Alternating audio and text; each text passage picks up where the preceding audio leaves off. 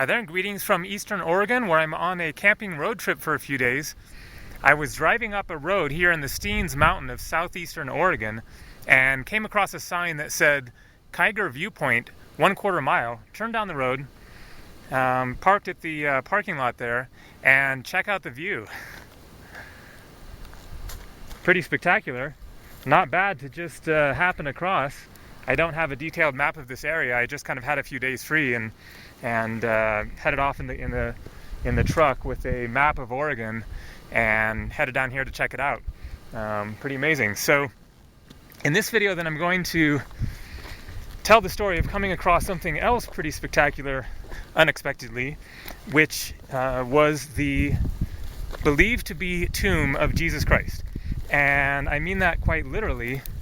Emphasis on believed to be, of course, but apparently there is a legend that Jesus actually survived the crucifixion, came down from the cross, and went off to live the rest of his life in secret, and then died in this area, which is not this area of Oregon, not in Israel, but actually in a Muslim region of that part of the world, which I'm going to sort of leave as a little bit of a cliffhanger. So first I just want to say that I'm going to make another video for anyone who would like to just watch the shortened version of this video. Pardon me, it's high elevation here. I'm up at 8,000 or 9,000 feet, so a little bit shorter breath. So I'm going to make a little bit shorter version of this video for anyone who just wants to skip to the part where I actually describe coming across the actual believed to be tomb of Jesus Christ. But in this video, then I wanted to tell a longer version. So, and I'm going to explain everything that led up to getting to the region where this believed to be burial site is. And I thought that I would take advantage of this story to explain a few other things, pass on a little bit of information that I picked up in the course of my travels on the subjects of the area of India, Pakistan, Tibet, Bangladesh. So that gives you an idea where I'm going to be talking about here.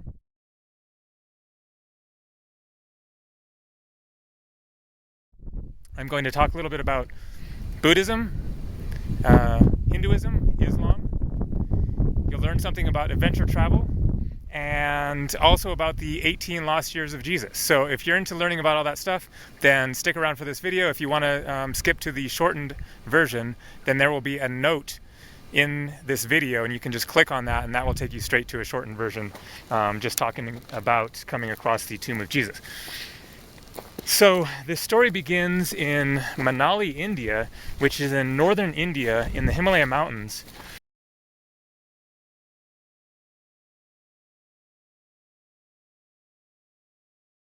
A really spectacular spot, and the reason that I was in Manali is that I was trying to get into another region of India known as Ladakh. And Ladakh is the furthest most northern part of India in the state of Jammu and Kashmir.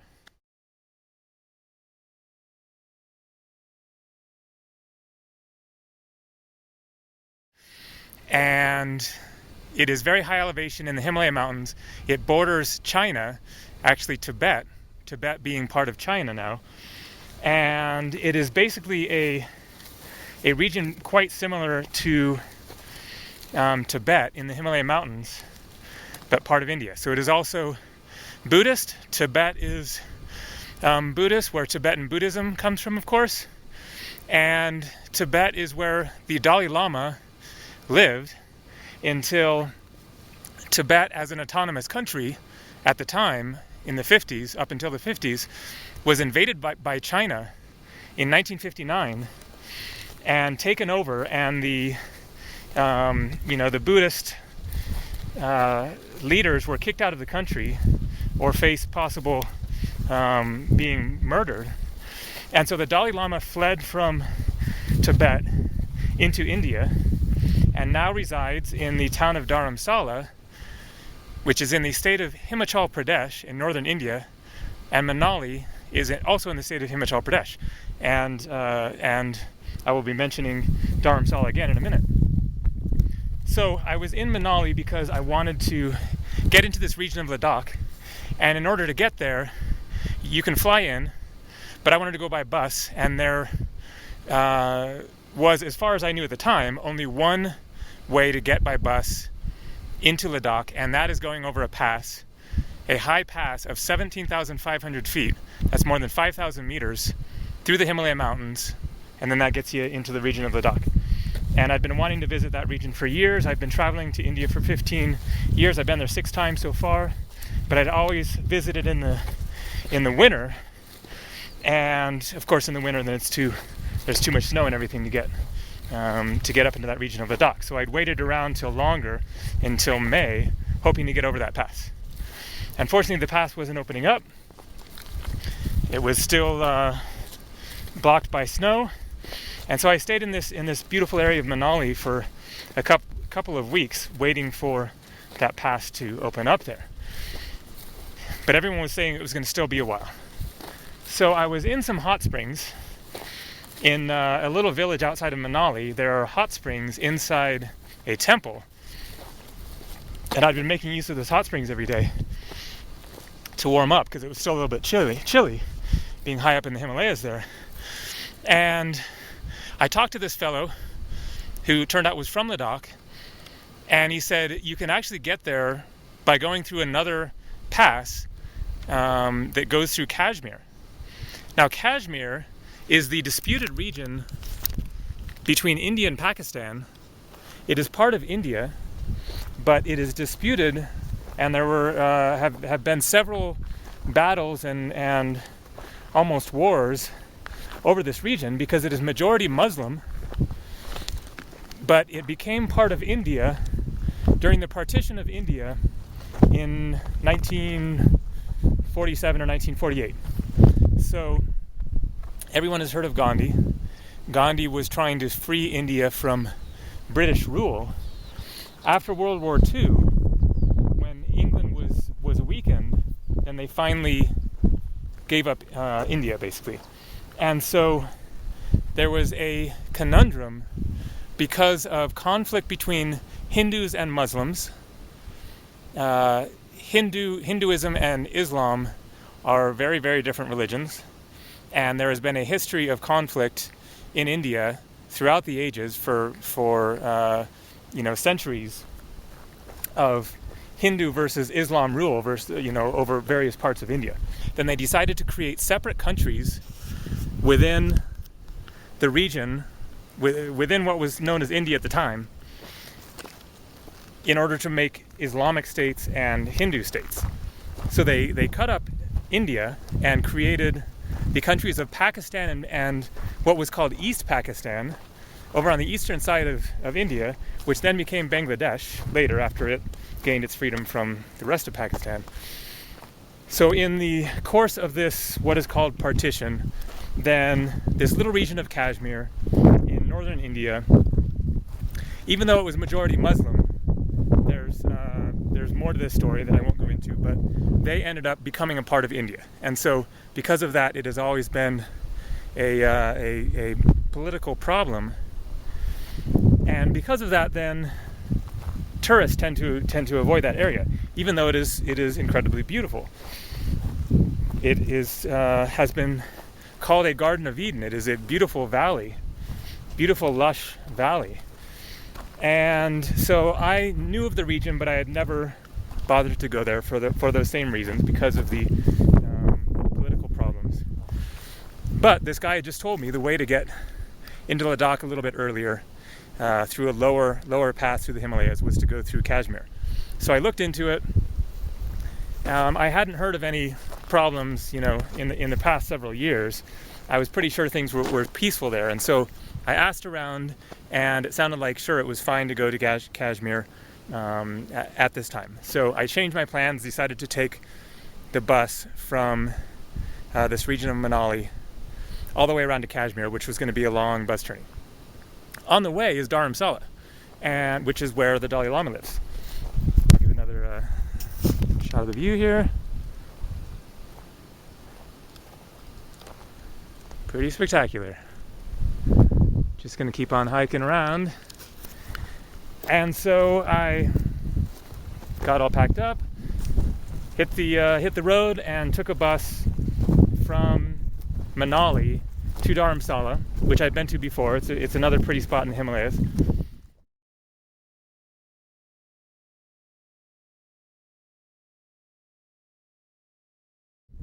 And stayed there for 5 or 6 days, and just hung out. Went to the residence of the Dalai Lama, which you can go visit. The Dalai Lama wasn't there at the time, but that is the headquarters now for Tibetan Buddhism. The Dalai Lama has not been back to Tibet since he was kicked out in 1959, so it's quite ironic and of course very unjust that the Dalai Lama can't go back to his own home country, where he was, the religious leader of Tibetan Buddhism, and yet I could get into Tibet myself. So when you see bumper stickers that say "Free Tibet" on them, that's what they're referring to is China overthrowing violently the region of Tibet and then kicking out all of the the Buddhist priests and everything. So anyways, I stayed in Dharamsala for a bit and then made my way to Kashmir. Now, somewhere along the way, I forget when, it might have been a few weeks beforehand or something, I'd heard something about a rumor that Jesus' burial site was actually in Kashmir. I'd heard that from somebody in the course of casual conversation, thought, okay, that's interesting, and then promptly forgot about it. So here I was headed to Kashmir, but I had no intentions of going to find this burial site of Jesus, because I'd forgotten about it, wasn't thinking about it. I was thinking about getting up to Ladakh. So I make my way from Dharamsala to Kashmir. It's a crazy journey. The roads are really bad, insane drivers. But I arrive. It is a beautiful setting. The main city of Srinagar, around a beautiful, beautiful lake, Dal Lake. I find a houseboat to stay on, which is kind of the trendy thing to do. There are plenty of Indian tourists visiting Srinagar and Kashmir. It's just not many foreign visitors end up going there. Coming across a snow patch here. And then there's a little lake up ahead.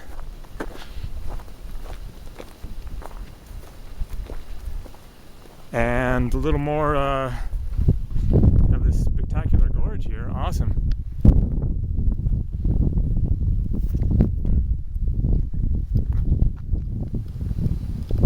All right, so I'm in Srinagar in Kashmir, enjoying my time there. I spent like 5 or 6 days there, just walking around the city. I went on a boat ride on beautiful Dal Lake.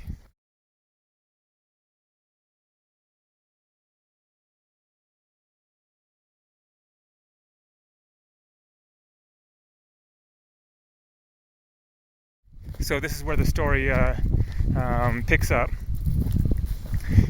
I had just finished my little boat trip on Dal Lake. It's just a rowboat, but a pretty looking rowboat, and they take you around the lake and you see houseboats and everything. And so I finished up that little lake tour, and I have some time left in the day, and so I decide to just kind of walk around the city a little bit. So I'm walking down the street, and a local Indian man comes up to me and starts talking to me. And this happens quite frequently in India. And I'm talking with locals. They're very interested in talking with foreigners, especially in this area of Kashmir, because they don't see very many foreigners, despite the fact that it is a beautiful city, totally peaceful. People are out with their families, having picnics, eating ice cream, playing, riding their bikes. It's just a quite pleasant scene, at least at this time, because there's no conflict between the area of Kashmir and Pakistan. So I'm walking through the city. People are very friendly. I feel perfectly safe. So I end up talking with this guy, and he invites me to come to a restaurant with him, have a tea and something to eat, and chat a little bit more. So I say, sure, what the heck, I don't have anything else to do. Wander with him to this restaurant. We hang out for 30, 40 minutes or so. And then he tells me, I'm going from here to the local mosque if you'd like to come with me. Because this area of Kashmir is majority Muslim. And so I say, sure, what the heck? He says it's a 15, 20 minute walk or something from there. And so we walk through the town, and we're nearing the mosque. And then the man points to another building. And he says, that's where the Jesus is. I'm like, what? What does that mean? The Jesus? And then he explains a little bit further. He says, yes, this is where Jesus Christ is buried. And my first thought was like, dude, are you crazy? Like, what are you talking about? And then the memory came back to me about someone having told me about this legend of Jesus having survived, the crucifixion, come down from the cross, and lived out the rest of his life in a region of India. And so I was just kind of stunned at that point, like, wow, this is quite a trip of a find to just come across. So first we walk over to the mosque, and I don't actually go inside, but he just kind of shows me the area, and it turns out the mosque had been destroyed, I think, by a fire sometime within the last few years, and they'd rebuilt it, and it wasn't really that spectacular. It wasn't built in a ancient style, so it wasn't that remarkable. But then he says, okay, now we'll go walk over and check out the tomb of Jesus, and it's just 50 yards or something away from where the Muslim mosque is. And so we walk on over there, and it is a very small little church, and then it has inside is a coffin, and you can look inside. There were no cameras allowed, so I didn't get any pictures or video footage of it, but you could see the coffin there. Now the coffin that you see there wasn't actually believed to have the remains of Jesus inside it. That was just a display, a show coffin. But it is believed that there was an area of concrete, and it is believed that the remains of Jesus Christ are buried somewhere below the ground, down there, below that area where concrete had been filled in. Here, I'm going to show the awesome view again. This is really remarkable. And so there was a sign talking about, Jesus having come to Kashmir after supposedly being crucified and living out the rest of his life in that area. And I don't think that it said how old he was believed to have lived or anything like that. So that is basically the extent of my experience with this. It was quite mind-blowing to consider and everything, but I didn't have any further information there. There wasn't much told of the real story there, and I'm sure that there is almost no further information anyways. However, and this is one of the points of this video, is to just pass on some other information if people are interested in checking this out a bit more. There is a book, and I haven't read the book, and I don't recall the author's name or the title.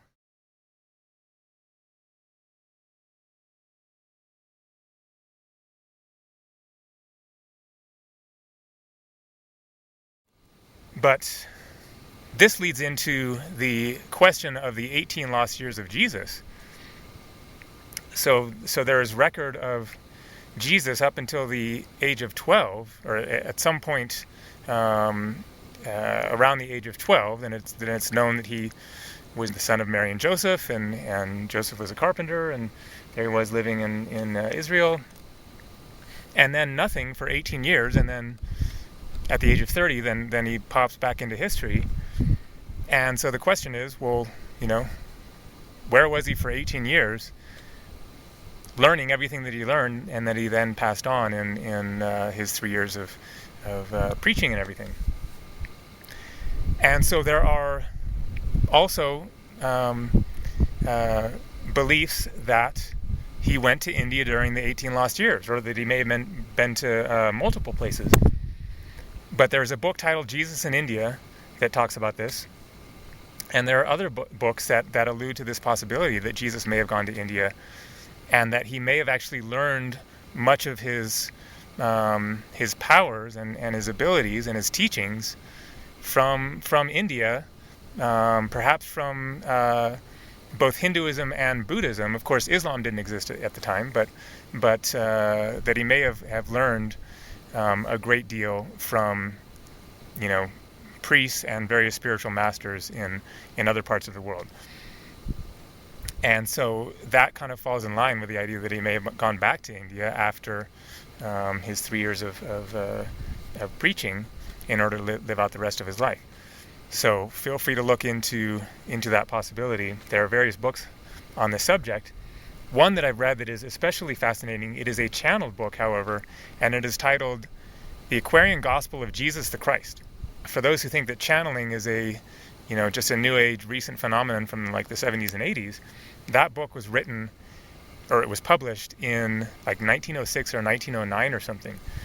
And it tells the full story of Jesus Christ, including the 18 lost years. Now it's channeled, so make of it what you may, but it is a very fascinating and very detailed account of what may have been Jesus' life, visiting India and meeting with the priests of India. At one point in the book, then he castigates the Hindu priests for supporting the caste system, the class system, the very rigid class system in India that existed for thousands of years, and which is in the process of being disbanded. But still, so he was causing some trouble, perhaps before his years of preaching in Israel. So pretty fascinating stuff here. I'm just going to do another scan of the scene here.